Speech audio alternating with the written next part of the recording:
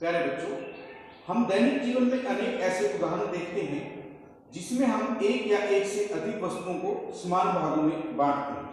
उदाहरण के लिए मेरे पास एक सेब है और यदि मैं इसे दो बच्चों को बराबर भागों में देना चाहूँ तो सबसे पहले मुझे इसके दो समान भाग बनाने पड़ेंगे। उसके बाद उन दोनों भागों को एक एक बच्चे को देना होगा। और यदि मैं इस सेब के 4 समान भाग करूं तो उसे मैं 4 बच्चों में बांट सकता हूं। आइए आज हम ऐसे ही कुछ उदाहरणों की सहायता से देखते हैं कि हम इन भागों को किस प्रकार से लिखते हैं और उन्हें क्या कहते हैं। आइए हम कुछ चित्रों की सहायता से इसे समझते हैं। सबसे पहले मैंने यहाँ एक वृत्ताकार आकृति बनाई है, आप इसे रोटी भी समझ सकते हैं। यदि मैं इस वृत्ताकार आकृति के 2 समान भाग करूं तो वो इस प्रकार होंगे, और यदि इनमें से एक भाग को मैं प्रयोग कर लूं तो हम उसे किस प्रकार से दिखाएंगे। मान लीजिए मैंने इसके इस एक भाग को प्रयोग कर दिया या इसमें कहें कि रंग भर दिया है, तो हम इसे किस प्रकार बोलेंगे या लिखेंगे। यहां हमारे पास इस आकृति के या रोटी के कुल 2 भाग बने हैं जिसमें से हमने एक भाग को प्रयोग किया है। तो हमारे पास सबसे पहले प्रयोग भाग और कुल भाग 2 प्रकार के भाग हैं। और यदि हम इसे इस प्रकार लिखें तो हम देखेंगे कि हमने यहाँ 2 में से एक भाग को प्रयोग किया है और कुल भागों की संख्या हमारे पास 2 है। यहाँ जो हमने 1 को 2 से भाग दिया है इसे हम 1/2 कहते हैं और इसे हम भिन्न के रूप में बोलते हैं। यहाँ पर हमारे पास जो ऊपर का भाग है, जो हमारे प्रयोग भाग हैं, उसे हम अंश कहेंगे और कुल भागों को हम हर कहते हैं।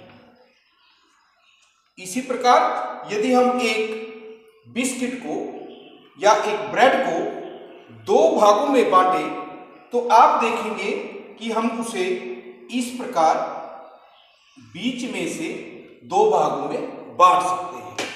यहां पर यदि हम इस भाग को प्रयोग करें या हम इसे रंग दें तो यह भाग कौन सी भिन्न को दर्शाएगा। इसमें भी हमने कुल भाग 2 लिए हैं जिसमें से एक भाग को रंग दिया है, तो हमारे पास 1/2 भिन्न होगा। अब इसे आप आसानी से बता सकते हैं कि आधा भाग जो है हम 1/2 लिख रहे हैं, लेकिन हमारे पास एक ही वस्तु के 2 से अधिक भाग भी हो सकते हैं।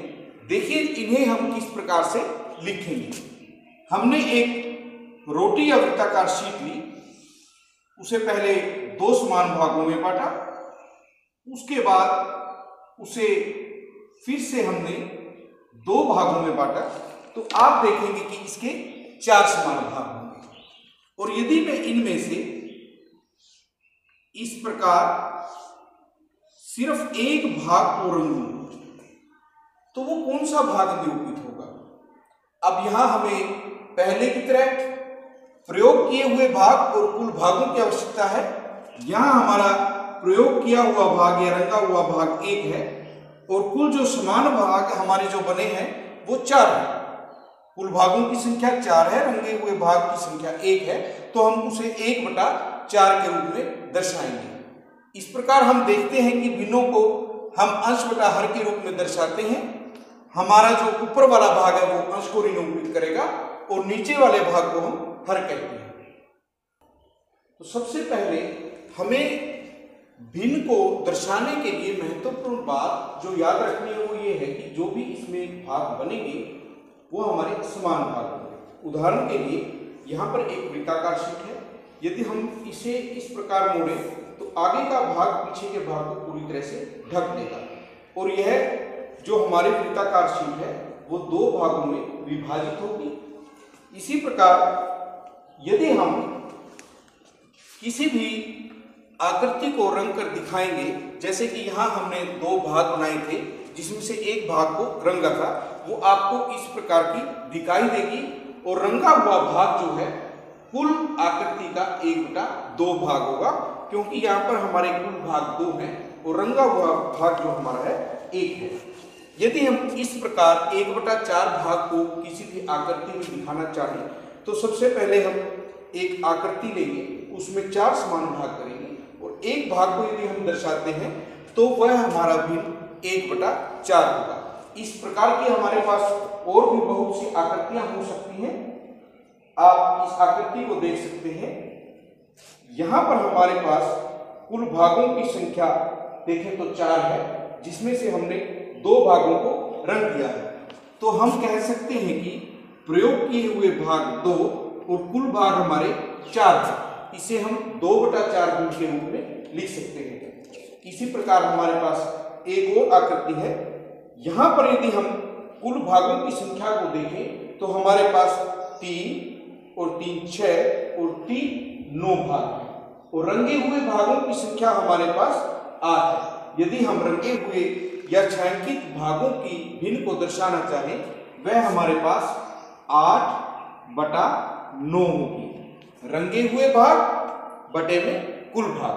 इसी प्रकार की एक और आकृति को यदि हम देखें, यहां पर हमारे पास 4 और 4 8 गेंद दिखाई दी हैं, जिनमें से हमने 4 गेंदों में रंग भरा है। यदि हम इनकी भिन्न को दर्शाना चाहें, वह 4 भाग में 8 होगा, क्योंकि हमारे पास कुल भागों की संख्या 8 है और रंगे हुए भागों की संख्या 4 है। एक और आकृति से हम देख सकते हैं। देखिए, इस आकृति में हमारे पास 1 2 3 4 5 6 7 कुल भागों की संख्या 7 है, जिसमें से हमने 3 भागों में रंग भर दिया है। यदि हम इसकी भिन्न को लिखना चाहें तो वह 3/7 होगी, क्योंकि जो रंगे हुए भागों की संख्या या छायांकित भागों की संख्या है वो 3 है और हमारे पास कुल जो समान भाग बने हैं वो हमारे पास 7 है। इस प्रकार हम इन भिन्नों को दर्शा सकते हैं। और इसके अलावा हमें जो याद रखना है वो ये है कि किसी भी आकृति के जो भाग बने, देखिए इस आकृति में हमने 2 भाग बनाए हैं, लेकिन हम इसे भिन्न से प्रदर्शित नहीं कर सकते। जो यहाँ रंगा हुआ भाग है वो इस पूरी आकृति का आधा भाग नहीं है। यहाँ जो 2 भाग बने हैं वे समान भाग नहीं है, हम इसे भिन्न से नहीं दर्शा सकते। इस प्रकार की आप और भी आकृतियां ले सकते हैं, जिसको देखकर हम ज्ञात कर सकते हैं कि वह समान है या नहीं। यहाँ पर इस वृत्ताकार शीट के हमने 4 भाग किए हैं, लेकिन छायांकित भाग जो है वो भिन्नों को नहीं दर्शाता, क्योंकि इसके सभी भाग समान नहीं है। इसी प्रकार एक आकृति और आप देख सकते हैं। यहाँ इस आकृति के भी 4 भाग किए गए हैं, परंतु जो रंगा हुआ भाग है वह इसको भिन्न के रूप में नहीं दर्शाता, क्योंकि यह इसके समान भाग में से नहीं है। इसके चारों भाग बराबर नहीं है, इसलिए यह भिन्न को नहीं दर्शाएगा। आइए अब हम दी हुई आकृति की यदि हमें छायांकित भाग दिए हुए हैं तो हम उसे किस प्रकार दर्शाएंगे। देखिए, हमारे पास ये आकृति है जिसे हम रोटी भी कह सकते हैं या वृत्ताकार शीट है। इसके 4 समान भाग हैं और यदि हमें 3/4 भाग को रंगना है, यानी कि हमारे पास प्रयोग किए हुए भागों की संख्या 3 और कुल भागों की संख्या यहाँ 4 दी हुई है। हमें 3 भागों को प्रयोग करना है और कुल भागों की संख्या 4 है।